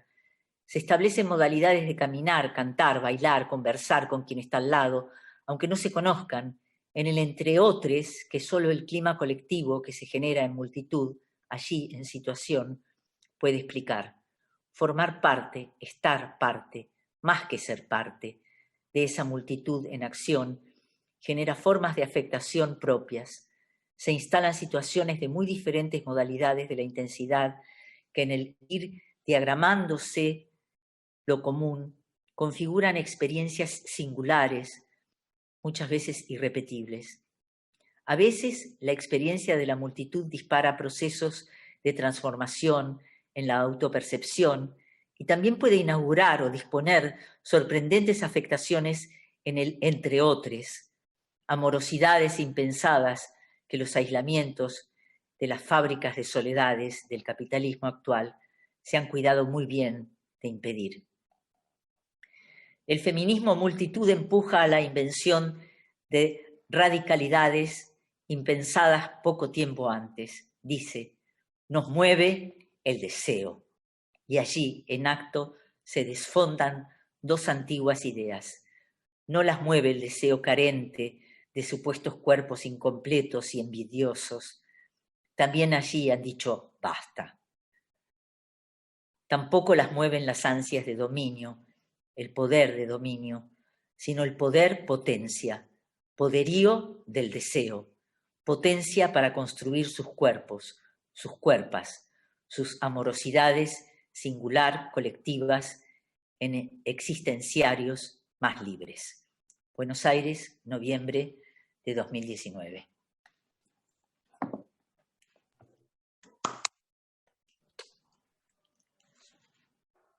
Gracias, Cristina. Bueno, yo sigo suspirando profundo. Antes de pasarle la palabra a Ana, quiero leer el saludo de Eva Giberti, compartir con todos ustedes. Espero poder, quiero avisar. Querida Ana, haré lo imposible para no perder ese maravilloso conjunto de pensadores y actrices, la principal protagonista, vos misma. Una vez más, aferrándote a temas que precisan un soporte como el que vos podés darles y aportarles la temperatura que precisan, en tiempos en que los tibios, como decía el Dante, merecían castigo por su tembladera. Siempre segura y aseguradora te imagino en el libro, una vez más encantándonos con lo que estarás diciendo y mucho peor, sugiriendo.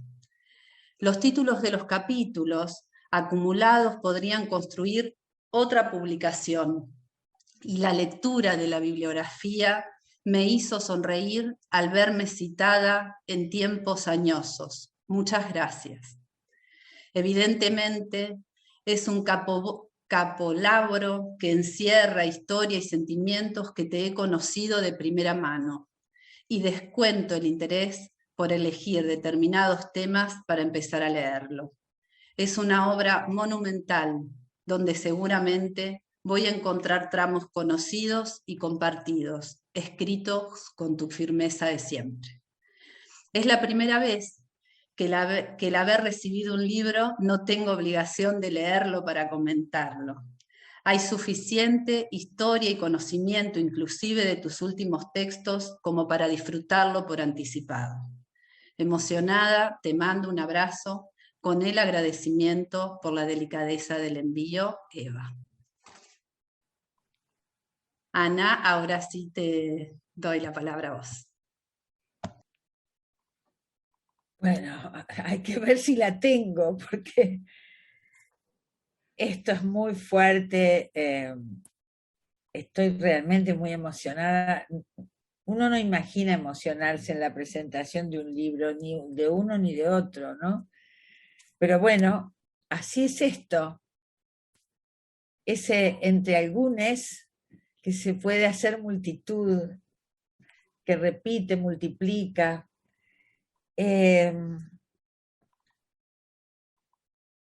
Voy a hacer algunos agradecimientos. Bueno, en primer lugar, quiero leerles la dedicatoria de este libro que es muy especial para mí. Otros libros han estado dedicados a mi madre, a mis hijos, pero este dice: a mi nieto Eneas, a mi nieta Ava, que iluminan amorosamente esta etapa de la vida. Eneas y Ava realmente han armado con sus abrazos generosos, salvo pandemia, otra instancia, otro modo de la vitalidad muy intenso, distinto a todas las intensidades de los cuerpos que yo conocía. Y bueno, con sus caritas y sus almitas me iluminan todos los días. Me quedé pensando, porque me había quedado resonando, se ve las palabras de Eva que leyó Candela, ¿no? En la presentación del momento anterior. Como ya algunos de ustedes han dicho en sus exposiciones, Eva ha sido muy significativa para muchas de las personas que aquí estamos y para mí de un modo muy, muy especial. El libro también tiene un agradecimiento a mis amigas Mabel Bellucci, Mora Preda, Candela Cabrera, que con tanto interés estuvieron presentes desde los primeros borradores de este libro y lo enriquecieron con sus comentarios y sugerencias. A Francisco Castorina, que es mi hijo menor, que aún desde la distancia tuvo siempre muy oportunas sugerencias de lectura. A Diego Tolini, a Laura Gobet, a Santiago Ortiz Molinuevo, Pilar Tuculet, Federico Fermi y Luisina Justo, que es un grupo de tesistas que quiero mucho, por el entusiasmo y el afecto con que discutieron y potenciaron sus capítulos. Y muy especialmente a Luisina Justo, incansable compañera de ruta del armado de este libro.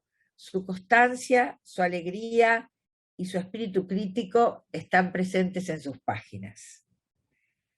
Otro agradecimiento muy especial es Editorial Paidós, que una vez más confió en una escritura que yo ponía a disposición.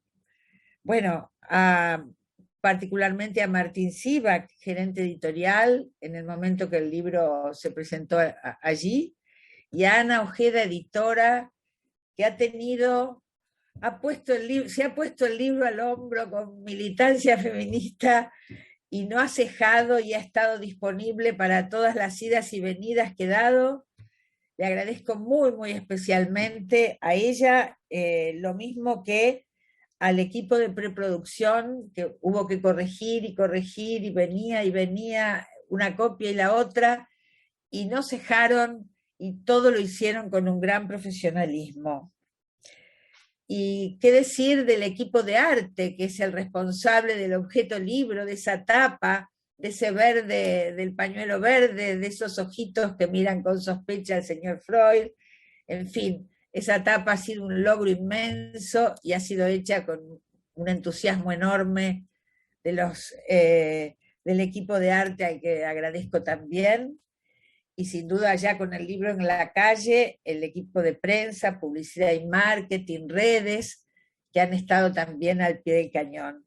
Porque un libro tiene la singularidad de la autoría, pero así como hay muchas, muchos y muchas a la hora de pensar en eso que me gusta llamar inteligencia colectiva, también hay un trabajo invisible de los equipos de la editorial que le ponen garra, como le pusieron garra a aquella tapa preciosa de La mujer de la ilusión o de las mujeres en la imaginación colectiva. Así que gracias, Paidós, una vez más. Bueno, quiero agradecer también la conducción de este evento a Candela Cabrera. Ella ha trabajado conmigo durante muchos años en la cátedra de género, junto con Débora también en las investigaciones de Salud Investiga, que es un magíster en Psicología Social Comunitaria de la UBA, que es docente e investigadora de la UBA, pero también de la Universidad de Moreno, y que hoy ocupa el cargo de directora de Géneros y Diversidad del Ministerio de Salud de la Nación. Así que toda una carrera, Candela, y muchas gracias por estar siempre a mi lado, con tus buenos criterios, con tu estar ahí disponible, a disposición, y yo igual contigo. Así que muchas gracias, que este momento lo compartamos. Bueno, ¿qué decir de Cristina Vanegas? Actriz enorme que tenemos el orgullo de tener, pero enorme amiga de la vida. Ella me dice la rubia. Pero bueno, ahí además tenemos algunos chistes, como por ejemplo, como todo el mundo usa celular, ella y yo nos llamamos por teléfono de fijo a fijo, que nos parece toda una elegancia antigua que cultivamos mucho. Bueno, pero quiero contarles que esos textos, uno del 80 y pico y otro de la última parte del libro, y esas partes las eligió ella. Es decir, no elige al azar, ¿no? Y esos párrafos, bueno, y ahí estuvimos, y ella se ofreció, y yo me sentí tan conmovida. Es tal el placer cuando ella actúa, cuando ella dirige, que tenerla aquí con nosotros, leyéndonos. Uno escucha eso leído por ella y parece Shakespeare, le decía Candela. Ella le pone ahí, ¿no? Maravillosa, Cristina, maravillosa. Bueno, ¿qué decir de las ponencias? ¿Qué decir de las ponencias? Dora, Cecilia, Débora, Juan Carlos. Pero sí quiero decir algo muy en serio, porque si no parece que nos tiramos flores. No, no. Acá hay lectura atenta. Acá hay que agradezco y que necesito. Hay minuciosa lectura y sobre todo les agradezco infinitamente la amorosidad intelectual. Me hicieron acordar mientras los escuchaba y me iba emocionando cada vez más aquello que decía Marcelo Matellanes, un amigo entrañable que ya no está con nosotros, muy espinosista. Él decía: conceptos son afectos. Y he recibido afectos en conceptos y conceptos en afectos por ustedes. Y anécdotas que tenemos, y por suerte algunas no las has contado, Débora.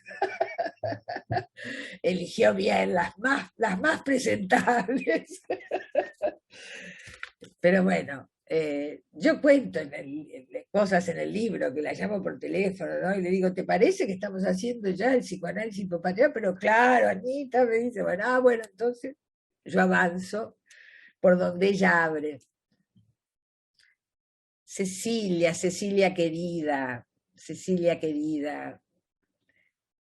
que más allá de los afectos, qué cabeza, qué cabeza intelectual, política, qué lectura has hecho. Mi vida me emociona, porque en realidad yo voy a contar una cosita, que es que Emilia y Cecilia eran compañeras del secundario y andaban para todos lados juntas. Y en un momento decidieron que ellas iban a cambiar de madres, porque Cecilia quería una mamá intelectual y Aide, una mujer maravillosa, tenía una vida más clásica. Y Emilia quería la mamá del juguito de naranja a la mañana, con el desayuno todo precioso, que combinara la servilletita con la taza. Así que ellas, no sé cómo hicieron, pero se las arreglaron y durante mucho tiempo eso funcionó. Así que, bueno, no hubiera podido funcionar si Aide no fuera la mujer maravillosa que es, por supuesto, ¿no? Así que nos divertíamos mucho con este cambio que las chicas habían hecho. Así que, Cecilia, ahora que no te veo tan seguido, encontrarte acá de este modo, con esa cabeza que ha crecido tanto, con esa lucidez, la verdad me emociona muchísimo, muchísimo, muchísimo. Con Dora no somos amigas personales, íntimas, pero tenemos una corriente de amistad implícita. Ella ha tenido gestos conmigo en momentos muy difíciles que le agradeceré siempre. Y ella es así, es exultante para pensar, es exultante para abrazarte. Ahora estamos más coditos por la pandemia, pero esa exuberancia, Dora, que tanto te agradezco, porque es exuberancia intelectual y también afectiva. Débora querida, tanto tiempo que hemos transitado, tantas adversidades y también nos hemos divertido mucho.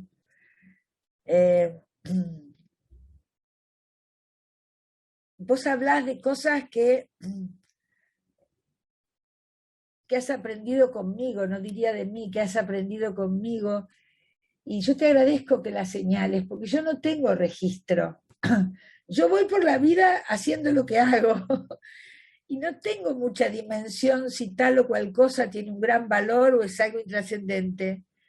Y además te agradezco cómo has sabido conducir esa cátedra de género,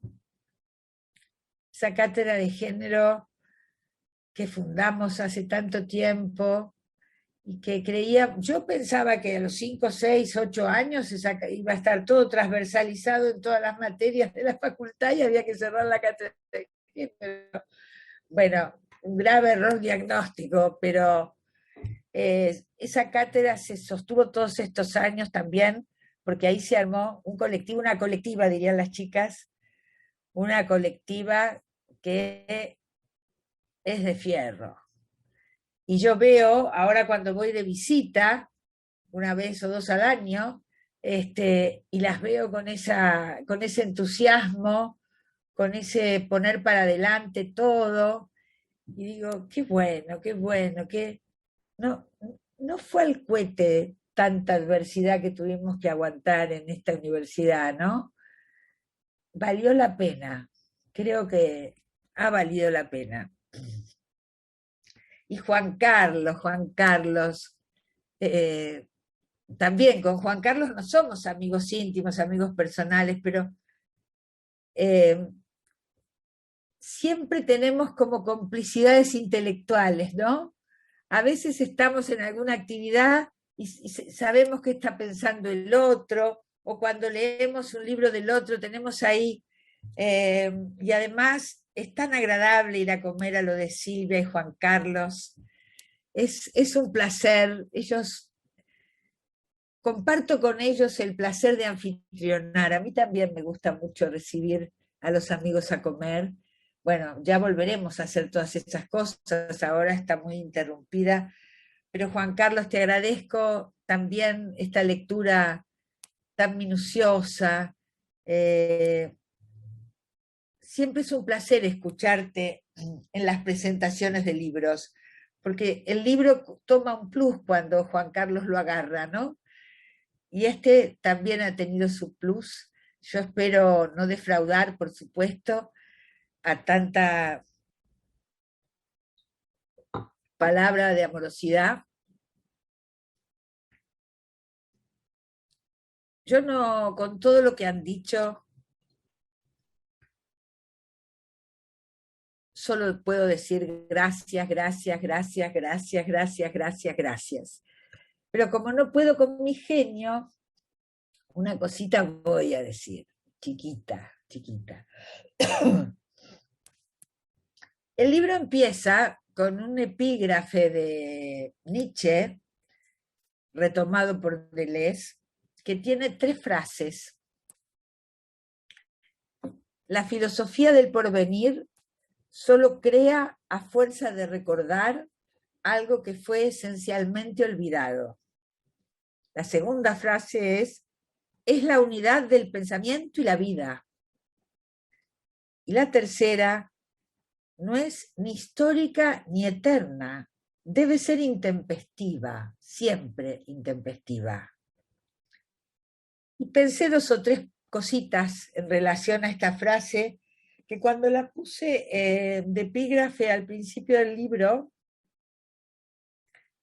en realidad me sonaba grata, pero me parecía que iba, pero realmente cuando recibí el texto y pensando en esta reunión de hoy, se me ocurrió escribir 2 o 3 frases al respecto. Muchas veces me pasa que escribo porque no puedo dejar de escribir, por ejemplo, como diría, Deleuze decía que Proust lo forzaba a escribir, ¿no? Bueno, a mí la vida me fuerza a escribir, no puedo dejar de hacerlo. Después otros dirán si les sirve o no les sirve, pero sale así. Por supuesto, este libro ha tenido correcciones infinitas, lo sabe Ana Ojeda, como les decía, pero sale. Después uno pule, ¿no? Entonces, con este epígrafe de Nietzsche, se me ocurrieron 2 o 3 cositas para agregar hoy. Él habla de la filosofía del porvenir.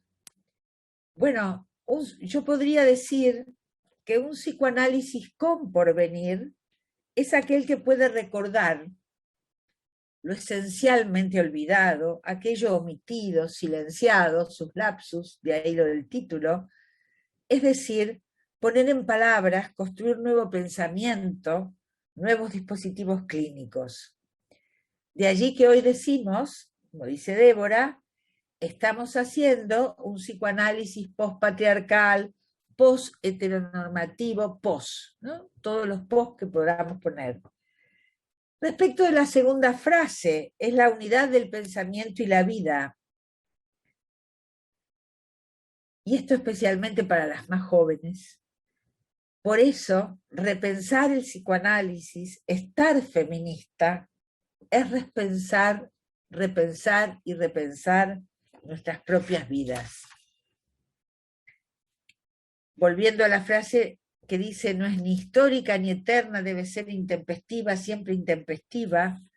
Con respecto al psicoanálisis, ¿cómo mantenerlo intempestivo que de origen tuvo?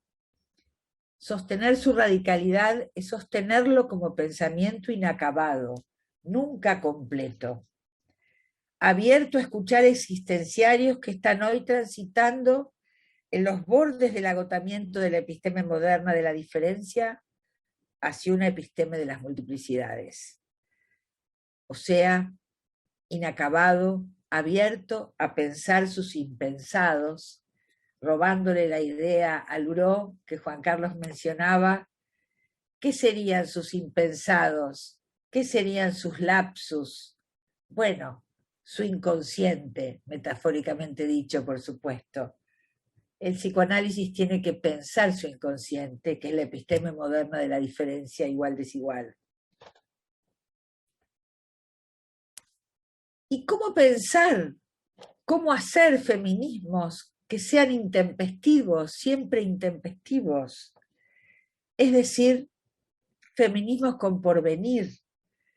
Serán aquellos que avanzan todos los días en inventar nuevas y virtuosas alianzas con otras diferencias desigualadas, avanzando en sus lógicas colectivas de multiplicidad.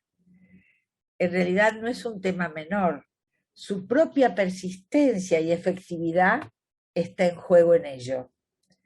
Feminismos intempestivos, es decir, que puedan armar inteligencia colectiva, que inventen a veces en dimensiones micropolíticas, en la singularidad de cada quien o en el entre algunas, que otras veces inventen macropolíticas, y así desgastemos día a día la histórica alianza de capitalismo, patriarcado y Estado.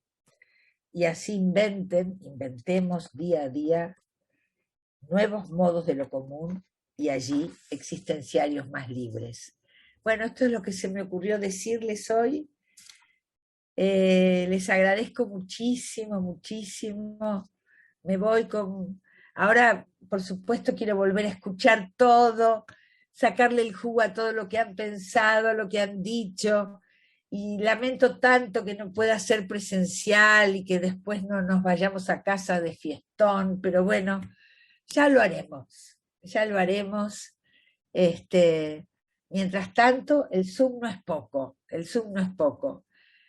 También ha sido un modo pequeño, pero importante, de resistencia colectiva, alargarnos a hacer Zoom, conferencias, mesas redondas, presentaciones, porque hemos buscado estar con otros, entre otros, y junto a otros, otras, en una soledad que hubiera sido insoportable sin estos Zoom con los que discutimos todo lo que queremos, pero que son algún modo de el común que podemos ir armando. Bueno, muchas gracias otra vez, muchas gracias a esas presentaciones, muchas gracias Candela, muchas gracias Cristina, muchas gracias a todos los que andan por ahí y que voy descubriendo a medida que paso la flechita del Zoom. Muchas, muchas, muchas gracias. Este libro ha sido escrito con el entusiasmo que dieron las jóvenes y también con la habilitación que nos dieron a las históricas al alojarnos con tanta amorosidad. Muchas gracias otra vez, gracias, gracias, gracias. Hasta que podamos vernos. Bueno, muchas gracias, Ana. Un minutito, ¿no queríamos, los expositores y Ana, que la pandemia nos conspire contra el brindis? Con lo cual, las y les invitamos a brindar. Ana, gracias a vos, gracias por este nuevo libro, gracias a cada uno de quienes nos acompañaron, y bueno, felicitaciones, Ana. Gracias, gracias, gracias a todos. Muchas gracias. Vamos a abrir los micrófonos cuando terminemos el brindis para darte un fuerte aplauso. Lo último que yo tenía, por eso. No será presencial, pero acá están las copas, ¿eh? Muy bien. No nos la vamos a perder. Grande maestra. Un abrazo, Ana María. Un abrazo. Desde México, un gran abrazo a todas, todos. Bravo, bravo. Hermoso. Bravo, Ana. Un abrazo. Un abrazo para todos. Desde México. Muchas gracias. Gracias México, gracias Brasil, gracias Uruguay. ¡Parabéns! Muchas gracias. Gracias. Gracias. Gracias. María del Mar. Salud.